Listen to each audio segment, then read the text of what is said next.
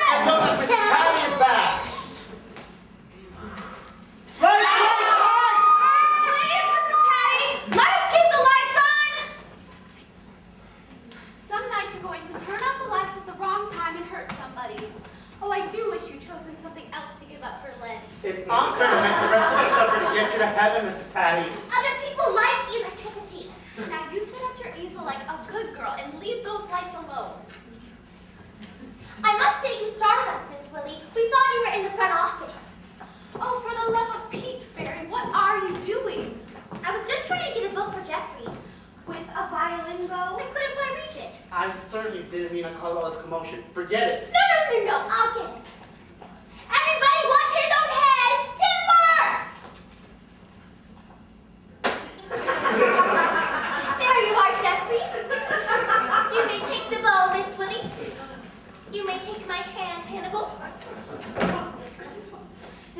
anyone wants a book from up top there, you call me.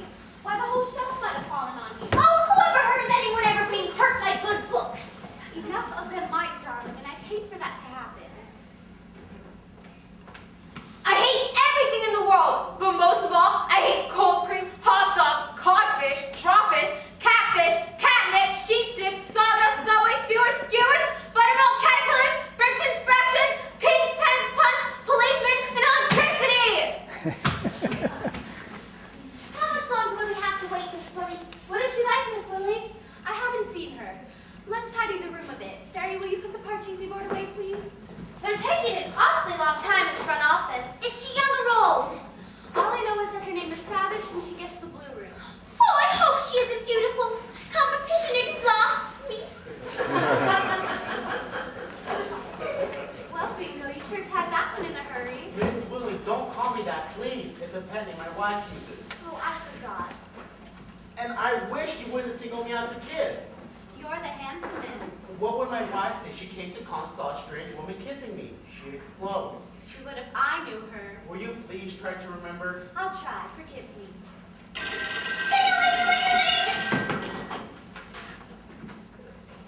Hello?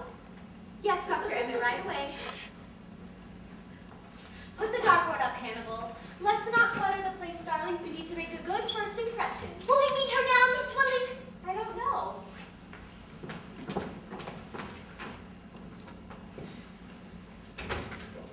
We haven't had anyone exciting here since that magician's wife. But she was all nerves from being sawed in half so much, remember? What was her name? Something hyphenated. I forget. But she had color. My relations are all so drab. Both my parents were albinos. Really, Fairy? You shouldn't invent such things. Well, they were. Emotional albinos.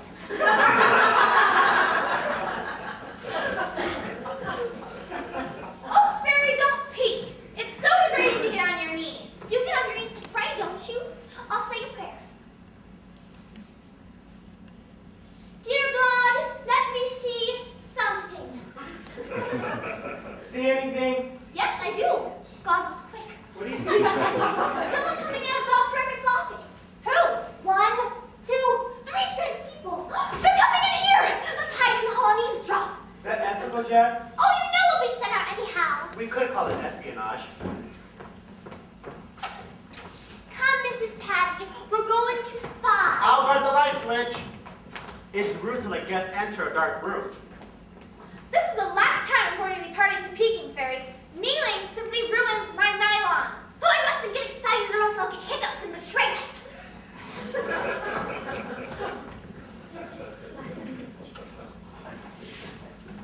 Dr. Emmett will join you in a moment. Please tell him that if there's nothing more, we'd like to get started back. Yes, Senator Savage, there are cigarettes and magazines on the table. Please make yourselves at home. Well, what do you think of it now, Titus? Are you reassured? Somewhat. It certainly doesn't look like an institution. Not at all. Mother will be contented and happy here, I'm sure. It's a charming place. I just hope we haven't made a mistake. Titus, the only mistake we made was in not taking steps sooner. I don't like to be thought insensitive. It may have been wiser to have kept you at home with an attendant. That would have been disastrous. You're hard. Well, someone has to be practical. No, you're calloused. You've married far too many foreigners. Samuel, darling, we've done what had to be done. Let's not quarrel about it, please. Lilybell is right. This is civilized behavior. I'm sorry to have delayed you. I was anxious to have Dr. Johnson question your mother. This is quite a place you have here, Doctor. It's been a great relief to us to have found it so cheerful. But then, we were assured your place offered the best that money could buy. We hope to offer the best experience can provide. I meant to ask you, Doctor, will Mother be exposed to any danger here? Not at all. The patients in this wing are in their final stage of treatment. They're extremely kind and cooperative. On the surface, most seem as normal as, say yourself, Senator. You don't say. While we wait, I'd like to ask you a few questions about this memorial fund of your mother's. There's little more to tell. She plans on using it to give away the entire Savage estate. The newspapers called it her happiness fund. Was this indifference to money something recent? I wouldn't say so. You see, she's always given money foolish causes. Would you mind being more specific? Well, there was an Italian farmer who wanted a box of soil from Italy. Just dirt. Mother spent $200 to get it for him. Then there was a flower peddler who asked for a tombstone for his horse. Oh, he got it. Ever since Father died, this obsession got progressively worse. Last summer, she chartered a ship to send 1,000 school children around the world. Why? She said they ought to go around the world where there was a world around. We stopped her, just as she was on the verge of setting up this fund, legally. With a board of It directors. was a fantastic board of directors. Not a banker, bishop, or lawyer among them. Whom did she choose? A banker, a postman, a veterinarian, and yourself. We should have known her mind was going the day she decided to go on stage. Oh, have you ever heard of such a case before, Doctor? What would make a woman of her age suddenly decide to become an actress? Unique is routine, dear Senator. Nothing surprises us. Well, if she'd been talented or even vain, I could have understood it. But she wasn't. She was quiet, even timid. Then suddenly this amazing change. Grief did it. But why turn to acting? Life has enough drama in it already. God knows. Isn't that right, Doctor? As Judge Savage says, God knows. Yes, and I wish you could explain that bear to us. Obvious exhibitionism. Exactly. Ever since Father died, she took a childish delight in being seen everywhere with that teddy bear. Anything to indulge the sudden love for notoriety. Can you tell me, Senator, has there been a similar pattern of behavior in your mother's family? Frankly, I don't know. You see, Doctor, she's not actually our mother. Father remarried when we were children. Oh, I see. But it has never made any difference in our feelings for her. Well, I'm afraid I can't be of much help until I've had time to observe her conduct here. You're the doctor. And we know Mother will be comfortable in such a charming place. I wouldn't mind staying here myself. This is no place to laugh. But we encourage laughter here, Senator. We think it healthy. You do? Definitely. It's good therapy. For as Byron says, if I laugh at amoral things, 'tis that I may not weep. Of course, of course. Yes, Miss Willie? I beg your pardon, Dr. Emmett, but Dr. Johnson won't be able to complete Mrs. Savage's files for the moment. Why not? He finds her a little uncooperative. Then bring her in here, please. Yes, Doctor.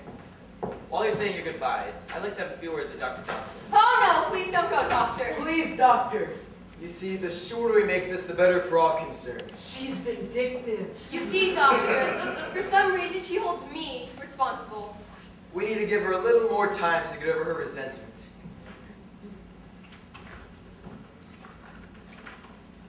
Will you come in here, Mrs. Savage?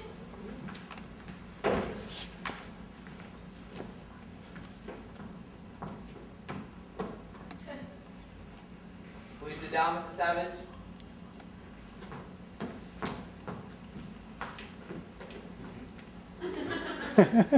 We waited to say goodbye to you, Mother. I do not like thee, Lily Bell. The reason why I cannot tell. But this I know and know full well. I do not like thee, Lily Bell. She's been chanting that over and over all the way down here. Your children are leaving, Mrs. Savage. Wouldn't you like to say goodbye to them? They would like to say goodbye to you. Oh, the fireflies are out. How lovely. What makes the fireflies light up, Doctor? Are they mating? I really couldn't say.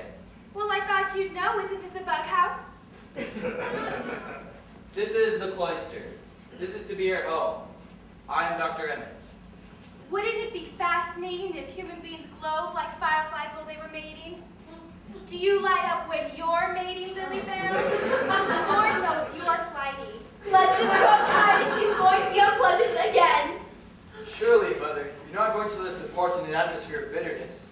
50 needles and 50 pins and 50 dirty Republicans. She's determined to take the wrong attitude. It's futile. Well, time will take care of this. Come, Samuel. We'll send her bags down in the morning, Doctor. We couldn't pack but one grip under the circumstances. Well, Sunday is Visitor's Day. If you care to take them down then. My sister is returning to Paris next week, but we'll make arrangements. Good night, Mother. If there's anything you need, Mrs. Savage, Miss Wilhelmina will help you. Oh, we have a lovely garden out there. You'll be able to see it in the morning. When I was a child, we always said 30 needles and 30 pins. You've added 20 more dirty Republicans. It's a fault of mine, exaggeration. It's stupid of me to try to irritate them like this. I just irritate myself. Well, I suppose it has to be exasperating now to be funny later. Oh, I noticed one of its eyes is gone. It must have fallen out in the office. I'll look as soon as they go. Don't bother. It fell out last fall at the opera. I'd have found it, but the usher was so nasty about my lighting matches during the magic fire music. You know what this is, don't you? Suppose you tell me. It's a teddy bear. Surely you've seen one before. Not that big. Do you know what I do with it? I couldn't possibly guess. I sleep with it. Do you? Yes, I do. Are you going to talk to me as if I were an imbecile too? Here, we mustn't be hostile. Of course not. You haven't harmed me. Would you care to know why I sleep with it? If you'd care to tell me. I don't care, and I'll tell you. I get lonely. I'm too old to have a lover and too fastidious to sleep with a cat. Then by all means, you must take it to bed with you here. Would you care to take off your hat? Well, if I'm going to spend the rest of my life here, I might as well. It's a mighty saucy hat. Oh, a 10-cent piece of felt and 3 chicken feathers. $85. Why economy should be expensive? I don't know. It takes imagination. Oh, and the blood of pirates, but I wanted it. I wanted a hat like this since I was 16 for all the good it does me now. Well, I suppose I won't need a hat here. Maybe you can use it for something, I'm not all sure what. Oh, you better keep it. You might need it. Oh dear, my hair looks like the matted end of a coconut. Oh, I don't think so. It's a heavenly color. Oh, you should have seen it last year. It was bright red. Then, just to be different, I dyed it black with a white streak in the middle. I look nothing so much as a skunk. Finally, I gave up and tinted it blue. It goes with everything. Well, it'll certainly go with your room. Would you like to go up and get settled? Is it time to lock me up? Oh, I wouldn't dream of locking you up. Did you bring a suitcase? My daughter did. I wasn't consulted. Well, I'll get it and take you up. There will be time to explore your surroundings tomorrow. Well, you can leave here. Alone? Of course. No handcuffs? We have the honor system. Honor system indeed.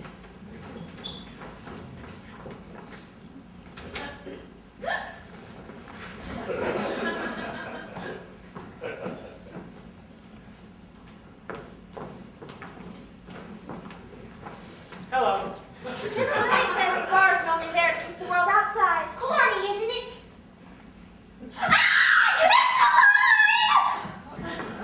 Now, Fairy, you must stop frightening yourself. It's quite harmless. It won't bite. It won't shed, lay eggs, or bark. It couldn't be less trouble. Well, in that case, any friend of yours is a friend of mine. Perhaps we should introduce ourselves. You must be Mrs. Savage. I'm Florence Williams. How do you do? We've been expecting you all afternoon. We're so glad to have you with us. May I introduce Fairy May? Say you love me. We've just met. Oh, you don't have to mean it. I feel wonderful when people say they love me. Well, I'm sure everyone loves you. See, I told you she wouldn't be spoiled. Welcome to the cloisters. Climate best by government test. Thank you. And this is Hannibal. And this is our Mrs. Patty. How do you do, Mrs. Patty?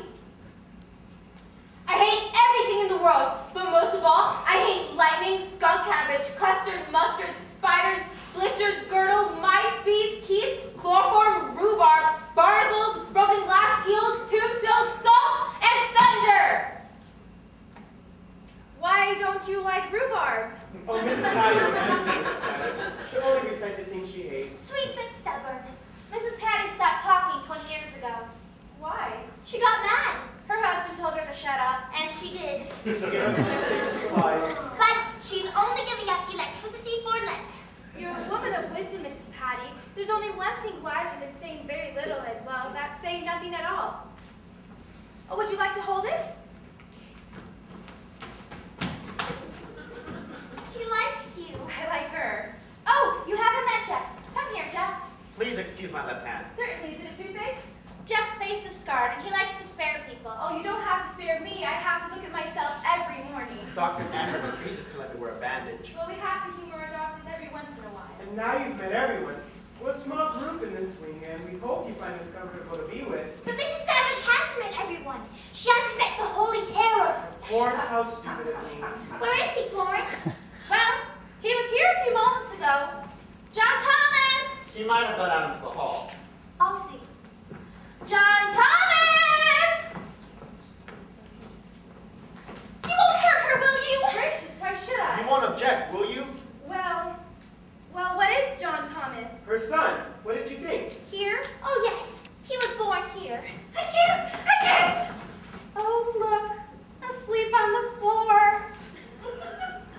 My husband warned me I'd be a bad mother. Mrs. Savage, this is my son. You like children, don't you? Everyone's but my own. How old is he? 5. He's big for 5 months. No, 5 years. I meant years. Will you excuse me now? I have to put him to bed. He has the measles. I do hope you won't catch them. Excuse me. That was exceedingly kind of you, Mrs. Savage, not to notice anything wrong. There wasn't time to explain, but you were like lightning. Poor Florence isn't well. We pretend for her sake. We hope you will too. Oh, I will. I think you should understand right away, Mrs. Savage, that except for Florence, the rest of us are free to leave here anytime we want to. But we don't go, because there's no better place to go.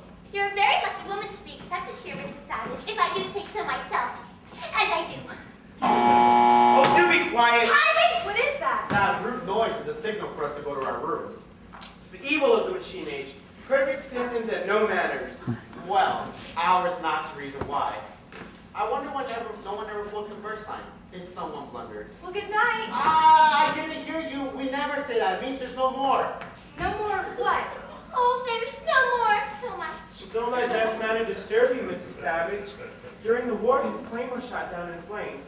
He hasn't quite recovered yet. Was his face badly burned? Oh, not at all, but he was the only one. You see, he lost his crew. His scar goes deeper than we can see. Surely you've guessed by now that Hannibal and I are the only patients you're free to leave. But we couldn't say that in front of the others. We pretend, for their sake, to save their pride. Oh, I'm sorry, Mrs. Patty. I forgot you were here. I didn't mean you anyhow. Oh, I could tear my tongue out. If you'll excuse me, I have to go apologize or else she'll sulk. Fairy has the gift of good for saying the wrong thing. I should think it would take a bit of doing to apologize to someone who won't talk and sulks anyhow. Well, you'll get used to Mrs. Patty. Just treat her like a clock. Look at her to see how the day goes, but don't expect an answer. She's happy at her easel. Is she an artist? I don't know whether she is an artist or not, but she paints Portraits? seascapes, which is rather odd because she's never seen the ocean. I forgot to warn you, Mrs. Savage. Stay awake. If you go to your room, don't sleep. What did she mean about not sleeping? Well, none of us sleep here. Where do you sleep? We don't. Oh, we go to our rooms. We've agreed to that in principle, but we stay awake. We don't close our eyes. You see, when you go to sleep, today ends. And when today ends, tomorrow begins. Today we're safe. Tomorrow may be filled with disaster. You won't catch any of us sleeping. Could anything be simpler? Not much. Today's the only certainty. Hannibal, you heard the buzzer. Why aren't you in your room? Oh, I am in spirit, and everyone says it's the spirit that counts. Remember, fight the night.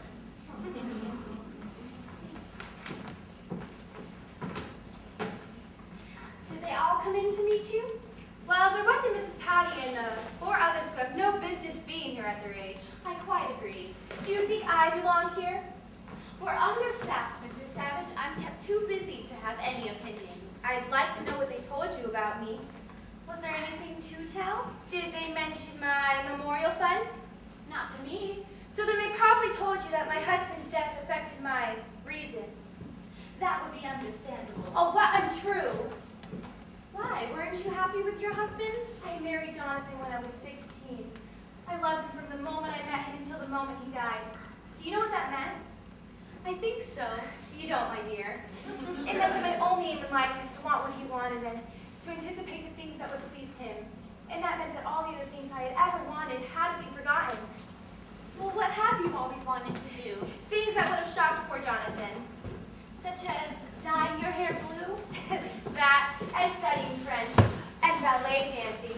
As a girl, I was sure I could have been a great actress, so with no responsibilities and time running out, I decided to become one. But don't you think you waited too long, Mrs. Savage? Certainly. Had I been a fool in my youth, no one would have noticed the difference in my old age. Oh, I never think of you as old, Mrs. Savage. Well, having kicked over the traces myself and learned once again the importance of unimportant things, I decided I'd help others have the foolish things they'd always wanted to do. And how are you going to do that? By establishing the Jonathan Savage Memorial Fund, a foundation for giving money away in memory of my husband.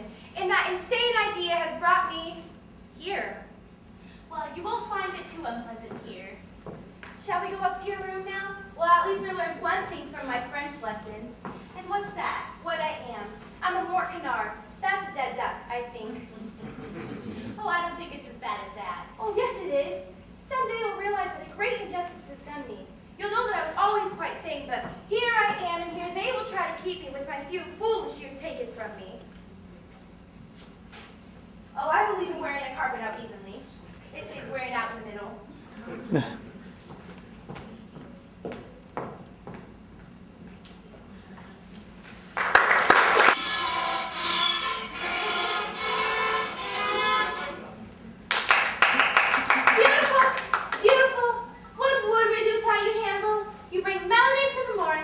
You could play the contrafield, Hannibal, if you worked at it. Oh, you're so right, Jeff. Golden fingertips. I simply surrender to it. I'm a rat.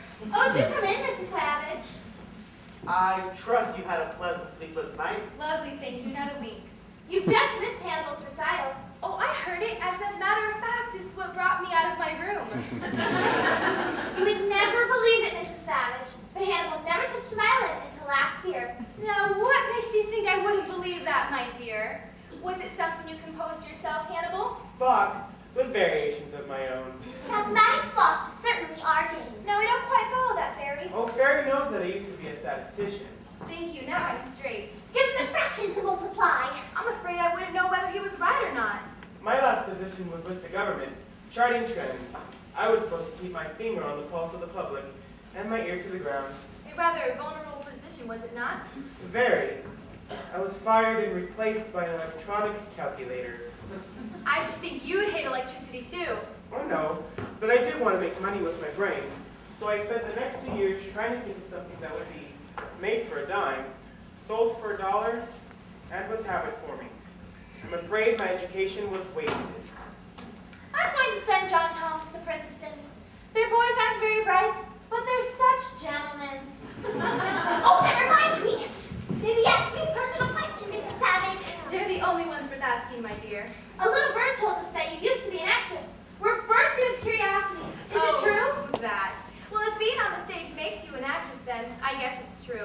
Miss Willie, she's the bird Florence mentioned, said that you've been on the New York stage. I wonder if we've ever seen you, Mrs. Savage. Not unless you were quick. I've actually only been in 2 plays. The first was Macbeth. Oh, I adore Macbeth. All that blood. I sent a pint of my blood to the Red Cross once. They sent it back.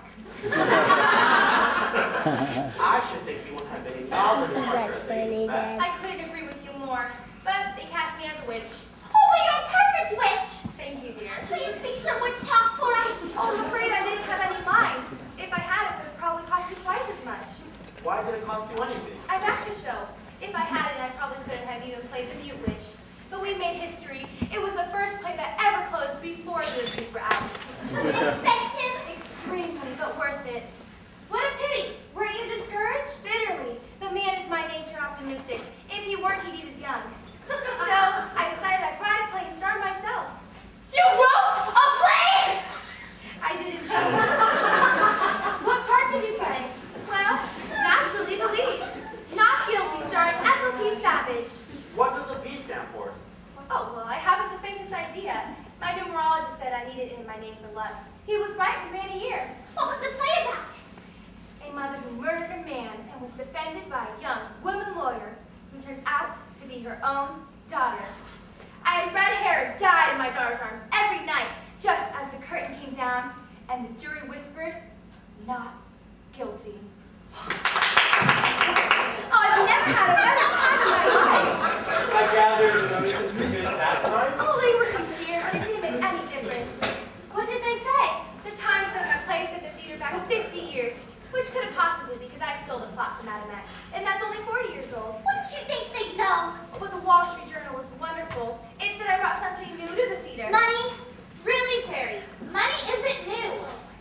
Wall Street say? It said I had tenacious mediocrity unhampered by taste. But that wasn't good. It was perfect. In our ads, we simply said tenacious and unhampered. And you ran a year? We'd have been running yet if my daughter hadn't come home and stopped me. Oh, I know it was bad, and audiences only came to laugh at me, but we both had a great time. What more can you ask? Oh, I do miss it. Well, my turn is coming. I don't think that was very nice of your daughter. Don't do it, please don't! Fairy, what is wrong? Mrs. Savage was about to read the newspaper. What's the matter? I wouldn't do that if I were you, Mrs. Savage. Give it to me, Mrs. Savage, please. You must agree. It only makes you unhappy. Now, just a moment. I know what the paper's going to say, so there's nothing you can hide from me. I have just been waiting for it to happen. Waiting for what to happen, Mrs. Savage? Why what it says in the paper. But we don't know what it says in the paper. Then why were you all trying to keep me from reading it? We have an agreement. We never read the paper until it's a month old. We find we're much happier when we wait. What are you waiting for? Why, naturally we wait for... What do we wait for, Hannibal? Perspective. Peace of mind. Security. We believe it's better to read about unpleasant things a month after they happen. My dear people, there's something important in the paper that I'd like to know about, and I'd like to know now, not next month.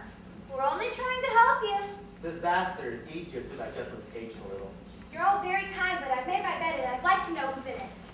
Well, we can't prevent Mrs. Savage from reading the newspaper if she insists.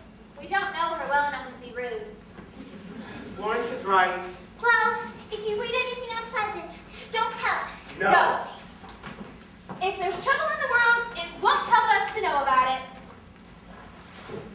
This is yesterday's paper. I want today's paper. It isn't here yet. When does it come? I don't know. Is there a radio here? Yes, right over there.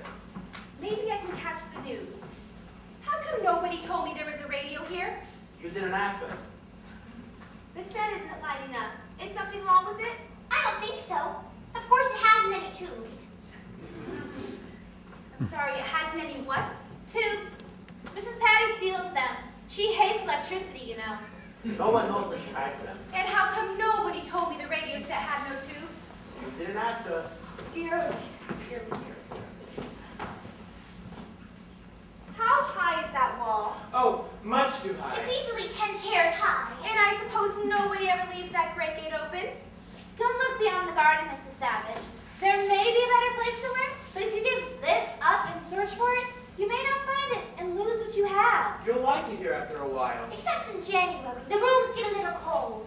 We like you already. Oh, it's not that I don't find you all, enchanting, but we what? Oh, please don't say anything mean. Oh, don't be still! We have to go now, Mrs. Savage. But where? It's garden hour. We each have a little plot, and we can plant things. You can plant anything you want, vegetables or flowers. Last year I planted birdseed to see what came up. What did come up, Fairy? Nothing, but it was a rich horticultural experience. In the middle of the garden, there's a beautiful evergreen. At lights, it has Christmas. At Christmas, it has lights saying, "Merry Christmas. Keep out." Come with us, Mrs. Savage. I'll show you my delphiniums. No, please, go on without me. I'd like to stay here. I have some serious thinking I'd like to do. But the buzzer buzz. One has to obey orders.